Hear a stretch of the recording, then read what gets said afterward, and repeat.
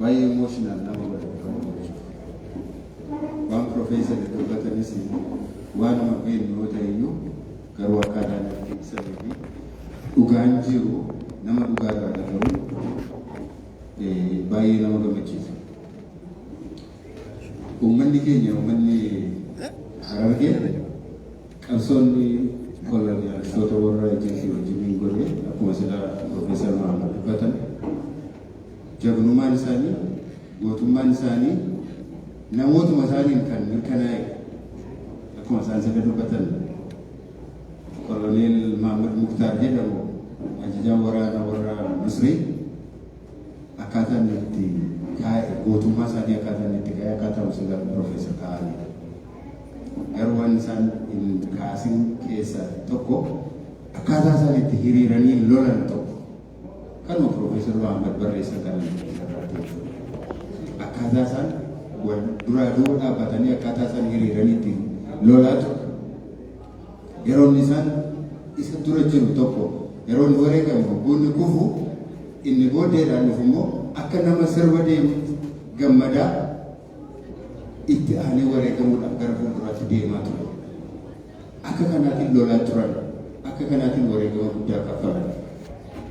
Bakka hedduutti gara mul'ataa keessatti waraana gaggeessan keessatti akka kanaan baay'een isaanii kufaniiru, baay'een isaanii miidhamaniiru, haa ta'u iyyuu malee gootummaadhaan gatii kaffalan jechuudha.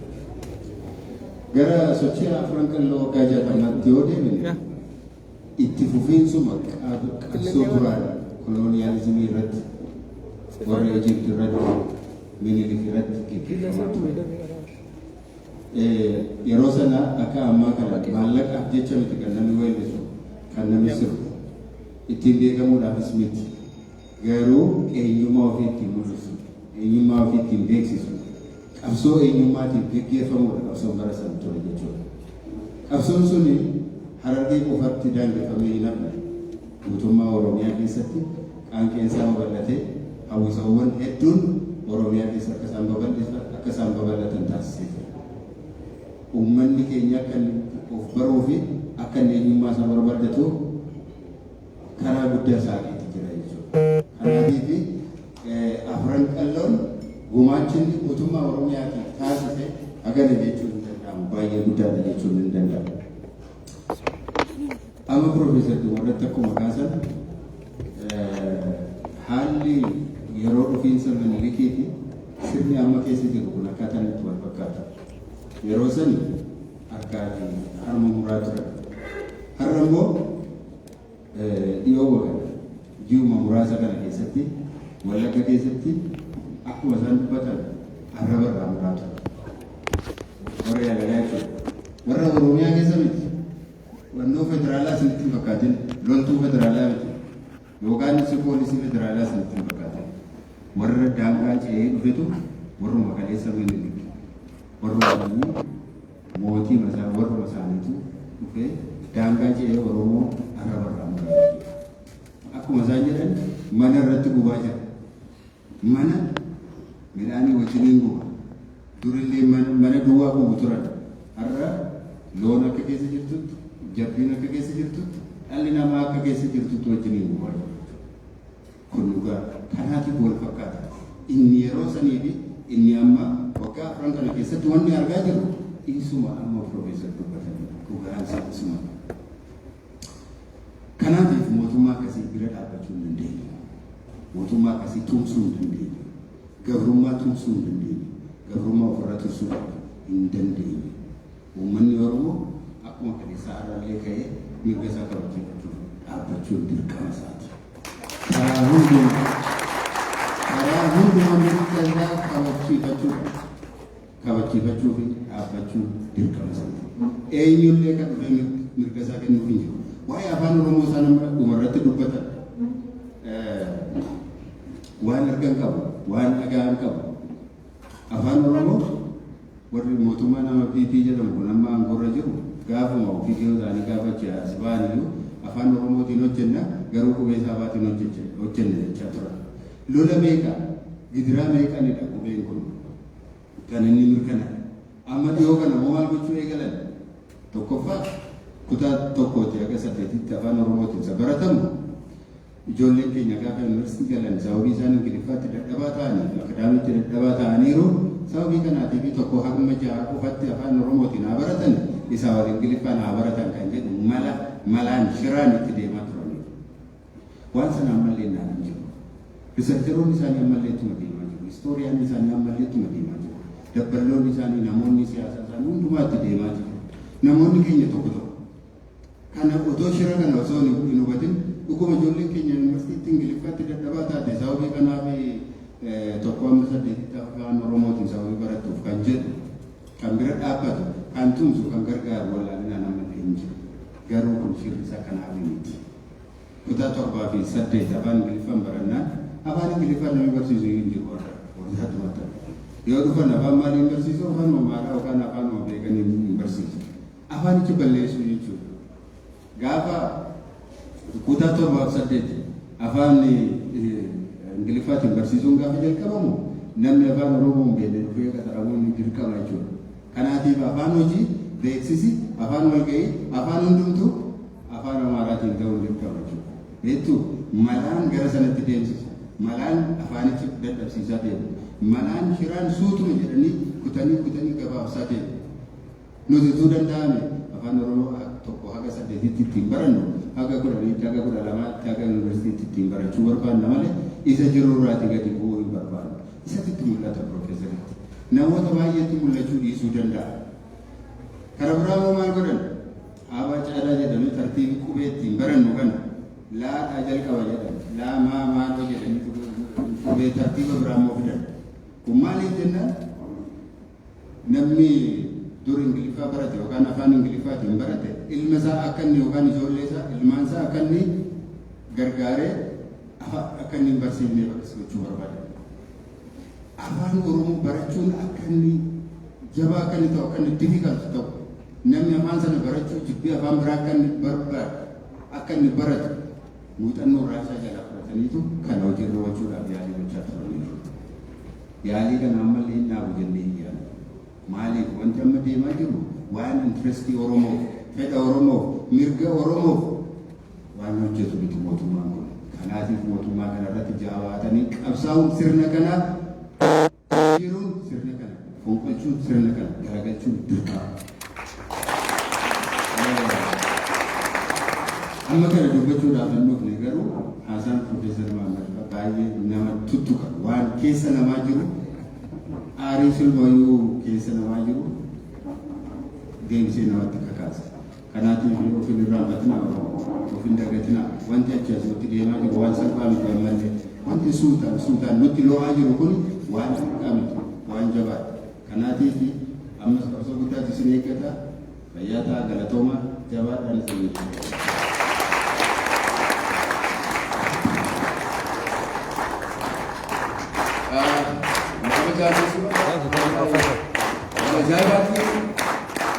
Bakala galatoomii singanna ayyuu keenya galatoomii ummatti kabajaadhaan asirratti argamuudhaaf obbo Baqqalaa Garbaa waltajjii keenya tanaas akka bareeche akka nuu tolche akkuma ilaallu kanaati. Kanaafuu amma kan inni isiniif dhiyeessu hayyuu xiqqaa kan lolaalan xiqqaa guddaa kanneen umummaa Oromootiif waan hedduu gumaache pirezidantii Tukandoo obbo Maaster Hassan Emo asitti akka nu dhiyaatu waa'ee hawaasa Oromoodhaa caba hawaasa Oromoo kan ture seenaa Raabaadurii akka nuuf dhiyeessuu asirratti waltajjiirratti safeerraa. Welcome, Master Hassan.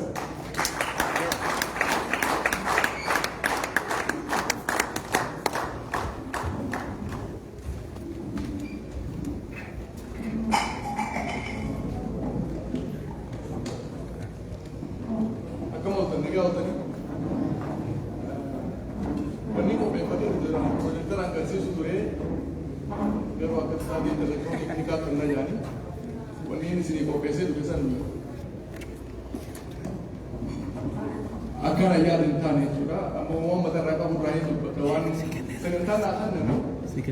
Oromoon dura akkamii jiraachaa ture roorroo uummata Arabaatiif ta'ee Habashaa osoo hin dura Oromoon akkam ture waan jirurraa waan haasa'ii jaaniitiin waan san barreeffamaa qopheeffatee dhufee ture. Haa ta'u immoo uumaan irraa yaadachuu irraa hin dubbadha eega barreeffamni gaaffii ture yookiin galee. Oromoon akkuma dubbate san uummata hedduu namooma qaba. Namoonni isaa gudoora jaaniin greatest guddaa gudoora warra ga'e namooma yookaan kana jedhu uumaa ilma namaa kanarraa uumaa addaati Oromoon gudoorri isaa jechuudha. Maaliif ni maxxanfataa jaanii maxxanfataa akka uummanni of uffannaa miti kan dhugaasan ture. Fakkeenyaaf tokko rakkoo waan dabalate namni tokko yoo ilma kee ajjeese waan kun hedduu garaana nyaatan nama ilma kee ajjeese ni ajjeeftaan Oromoon immoo ajjeesu dur gosaatu waliin baata namni sana akkana ajjeesee qaba yoo abbaan kiyya ana qofa qabaata namni tokko ana ajjeese nama tokko gosaa bee qaba gosti laalteeti du'atti murti nama sanitti jechuudha. Afanni kamu jadi. Yeroo kana maal godhan ka isa fannisu takka abbaa isaa takka ilma isaa takka obboleessa. Karaa isaa isa fannisu nama sana. Gosa biyyaa gosa nama saniitu isa fannisa jechuudha. Maaliif namni yoo du'e gosa ni qaba? Hin qabu namni du'e. Sanii gosti fannifti. Yeroo fannisanii osoo lubbuun irraan baane abbaan kiyya dhaqee funyoo san muree isa san ilma godha. Maaliif funyoo san yeroo mure akka waan amma dhaleetti fudhatu. Akkana nama dari dewan gusai rakyat itu, orang di gusai rakyat itu mana? Fude di ilmu berarti ilmu funyo jalan. Imarti akan apa jalan apa? Asal cina ilmu kaya aja fude ilmu berarti cuci ala wani dulu. Umatnya orang mau tanah budora kaba budina budak kaba cakre. Umatnya hera tu mate, hera mata isa timpula tu. Gada tu tille barang apa? Gada tu tille umat hera tu mate hera pula tu. Washani pula tu. Hera kaba सेरा कब होदर कब राग कब आदा कब हेरा सेरा होदर राग अभी आदा वाशना खाना बुलु तो योरों पक्केन्या सिनेहा सकने रहा हेरा उगा जन्नू हेरी खराफ कबाजा लल्लबा जिरा ओता जिरा नलोता जिरा गादा जिरा गादा ओता नलोता लल्लब नलोता ये चुन यादी गमा करते Adera, ilma, obboleessa, gama dhalootaatti jechuudha gama dhiiga gurbaatti kun yaa'ii gama siin dhuftuuni dhaloota jedhani. Oolota jechuun gama haadhaatiin eessumaan haboon gama haadhaatiin yaa'ii dhuftu jechuudha. Oolota jedhani kaan dhaloota. Lallaba jechuun ilmaan guddifatu jiraami. Ilma kana laaffatti ilaalina Oromoon ilma yeroo wordii isaarraa yeroo baatan ilma jechuun narraa ilmamee jechuudha kan tokko ilmooti yeroo jedhu narraa ilmamee jedha. Soo kafiyaa bakka duulaa dhaqee cabsellee duula ganda tokko dhaqee cabse Oromoon akka Profeesar Yeesan ni balleessi Habashaan. Oromoon immoo duulallee dhaqee cabse ilmoo san hin ajjeesu ilmoon buutii jeen ajjeesu fuudheeti ilma dhukkee jee maxxanfata. Ilma dhukkee kaati darbitee biraaleen teelee ilma mitii jee maxxanfata. So wannoonni sin jiru kun amma namoota Oromoo irratti dhaabbatee jiru heera kana tumateeti heera lallabaatiin kanas bakka itti ilaalu. Hera gada je keessummaa gaafa dura daldala funyoo keessa deema.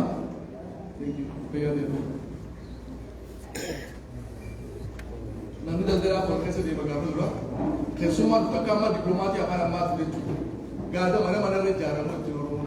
Yoo yaa'in gama isaaniitiin dhufte karatti ilaalu qaba. Karaa afuran kanatti heera kaayatu. Seeratti yeroo deemu seera bakka sadii daddabaasa. Seera fannoo, seera dhalachaa, seera daboollaa jedhu bakka sadii daddabaafatu illee. Akkanatti heeraa fi seera tumate ummata dandee jiraachuu ture jechuudha. Heera kana ibin amma akka afran qallootti heeruma kanaa yeroo tolchan heera hololoofaa jedhanii jira. Heera hololoo jechuun namni tokko yoo haadhaa fi abbaa harkaan tuqe dhawee jirtu bee ni ajjeese. Hidhaniiti suuqqeessanii hallayyaa dhageessanii hololaachisan. Achii dhagaa gaararraa kufaa hallayyaa bu'ee halkan wal bineensisaa nyaata. Heera hololoo jedhanii ummata heera kanaa tumatee hin bulu ture jechuudha. Kanaaf itti hinaafan ummata aadaa qabu ummata heera tumatee namoomaan jiraachuu ture ummata gabrummaatti naman ifiifi naman gabroonfatu gabrummaatti si naman gootummaa qabummaas akka Oromoo amma jirtuu kanaan gootummaa jabduu qabaachuu ture Oromoo gootummaa saniini heerota akkana namoomaa kana tumatu sodaataa miti sodaataan heeran tumatu mootummaa akkasii qabaachuu ture Oromoon jechuudha. Uummata kaalendara mataa isaa qabu, uummata seeraa heera mataa isaa qabu, uummata amantii mataa isaa qabu. Saniif uummanni Arabaatis karaa amantii fakkeessee daldalaan kan dhufee uummata Habashaatis Portugaal qabatee gubbaarraa dhufee reefuun dana waa'ee garuu baashaa Turkiitii fi Ijiptii kaasuu ture Profeesar Maamud. Kunis dheeraa wanni isaa Sodde sana akkamitti ta'uumee san dura akkamitti yeroo dheeraa ta'uu dura sibiilaa kanaaf fidee dhufe ture. Akkamitti eegalamee wareegama akkamitti godhamee Minilik dhufee afran qalloo cabsuu dura afran qalloo isa dura Ijiptii wajjin lolaa qabsee isaa akka osoo lola sana irraa fayyadatiin akkaataa Profeesar akka tokkoffee waan sana bal'inaa inni dubbatuudha. Abbootii gadaa yeroo san turte san dura abbootii gadaa lola labsaa turte. Ibin calanqoo irratti ni mo'amtee jirti Profeesar Maamad Sarreef dhugaadha. Lola calanqoo lolaarra calii irratti kan mo'ame Oromoo. Calanqoo haraa irratti ni mo'e, calanqoo lolaa irratti ni mo'e, calanqoo sadii jiree bini. Calanqoo haraatti mo'e, calanqoo lolaattis mo'e, calanqoo calii irra mo'an. Humna guddoo waan fedhee dhufe malee san dura cabsee ture. Lola irra ture uummata lola ture laaffisaa ture. Soo seenaan uummata kanaa seenaa bal'oodhaa jechuu barbaadeeti. Dr. Absamad faa ture, Profeesar faa ture, Profeesar Hussein Tajiri jira, Profeesar Dr. Shukare faa jira. Namoota gurguddaa jira san dura dhaabbannee asirra sila professional iskiriinaan akkasii waan takka ta'e isaa asoo bareeda ture. Garuu iskiriiniin dalaguudhaan uumaan yaada duraan takka dubbataa isinitti dheeressu fayyaa ta'a.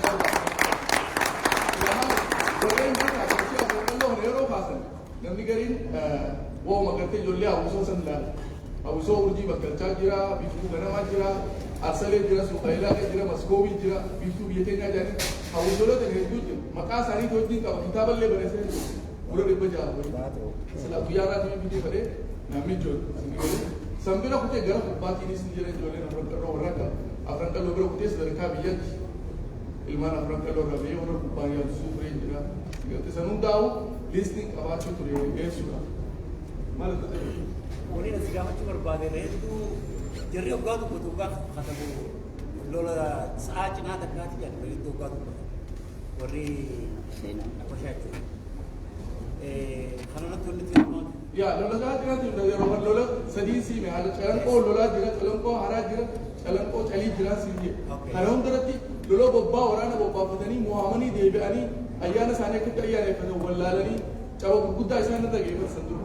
Sanboota Oromoota kana keessaa boojuu godhan namoota qaqqabatanii warra hoggana waraanaa tarsimoo waraanaa irraa fudhatanii odeeffannoodhaan bifa haadaan dhufanii cabsan. Akkuma ituu yeroo cabsan amma ituu laaftutti cabsine warra muceefaa jechuudha. Ituu tana humna waraanaa asii irraa haafe achi cabsanii achi haafe hidhaataniiti gama duubaatiin dhufan gama duubaatiin karaa machaaraa sanii jechuudha. Asiin karaa mataa haaraa kana ifirraa dadhabaniiti mataa haaraa jechuun bakka namni itti cabee hedduu cabni namaa guddaan itti achiin cabsuu dadhabnaani gama machaaraa kana dhufan duubarraa karaa lamaan asii Oromoo ta'uu fidanii dhufu jechuudha. Warra lola asii irraa hafe qaboo jiran waraana godhatanii isaanii dhufan. Soo karaa lamaan akkasii ituu cabse dhufe. Gaafa lolaa hundaa ture lolli ituu amma ituu yeroo geeran yeroo dhiistutu maal jedhe jiisaa jechuun jiisaa beellamaan dhufe lolli kee yeroo jaanii jiisaan san lola jiisaati ka ituuti ka waraana ituuti. Waraanni afran qallootiis waan jiru qabu. Murtii guutoo hootu mirree dannabaan dachaa fi gurbee leencee horree jaala. Dhiichisa qaban jechuudha. Dhiichifni kun ka ituuti, dhiichifni kun ka afran qallooti, addan beeku waraanni afran qalloo kun murtii guutoo jaanii isaanis murtii guutoo hootu mirree jeeti akkatti wanta jiru qabu. Ka ituutis jiisaa beellamaan dhufe loli qeeroo manna irra baara gutanaan qeeroo dhugaasa qeeroo akka ammaan tana. Warri afaaniitti afaan jijjiiran kanaan qeeroo akkaan itti dhageetti an dur amma nama hoggaa jedhu dhalaa fi dhiira bakka bu'aami akkasitti qeeroo jechuun dubartii fi dhiirallee bakka bu'aa jiran. Qarree amma jaan kana akki inti beeku haala adatti akki inti baradhe namni tokko yeroo faamilii irraa buqqo hobabbo bobbaasa horii hormaa tokko jechuudha. Bobbaasaa fi qarree takka kanneen dhaltuun horii san qarree jedhamti. Bobbaasaa fi qarree kanneen fi jedhamu kanneen beeku. Aramoo jijjiiraniiti hin beeku akkamitti akka ilaalame qarree dubartii Oromootiin qarree jechuun seenan horiidhaan jedhame. So wanti akkasiis ni mul'ata. Nama sirreeffataa jechuudha. So akka beeksisa kanallee akkaataa waan keessa dabarfatan qaban hibboo yeroo dabalu hibboo jaal akkaatti jaal Oromoon lafaa ka'ee hibboon jiru bara Oromoon jaarsi Oromoo yeroo ijoollee waliin qabee teessee dubbisu waan jiruuf qaba. Hibboo tana yeroo gaafatu bu'aa barnootaatiin miidhaa wallaalaa ibsuuf fayyadamtu manguddoon ta'e waliin irraa isin maganarra hibboo jaanii gaafata ni wallaalanii deebisu maal ja'an biyya naa kan naa ja'an laal amma ijoolleen biyya kanitiif biyya irraa fudhateeti maal godha barnoota isaa kan deebisee himaaf jechuudha maalitti nu jira wallaalaa biyya isaa dabarsee kan naa beekaan barnoota isaatiin biyya irraa fudhatee nuti Oromoon fayyadamtu hundi teknikaalii ergaa mataa isaa qaba jechuudha. Hibboonis mammaisinis waan irraa jaallatanitti jaan qaban. Maaliif eega cabiinsi dhufee nama keessa irra bitanii haasawuun ni ulfaata haasoo jecha haasoo Oromoo cinaggalii haasoo. Soo tooftaalee akkanaa kana fayyadamtu akka hibboo mammaasaa geerarsa darashii shoobdoo siigalte wantoota akkanaa kana fayyadamu. Isaan immoo gaa namni si arrabsu si faarsu jechuudha Oromoo. Lola daqiiqaa 30 yoo jaanis waan irra ilaalamu qabu isaan irra jechuu barbaadeeti. Yeroo dheeraa godhamee yeroo dheeraa deebiidhaan bakka lama sadiitti lola godhame lola yeroo tokkotti ogguu takkatti godhame miti loli calanqooti.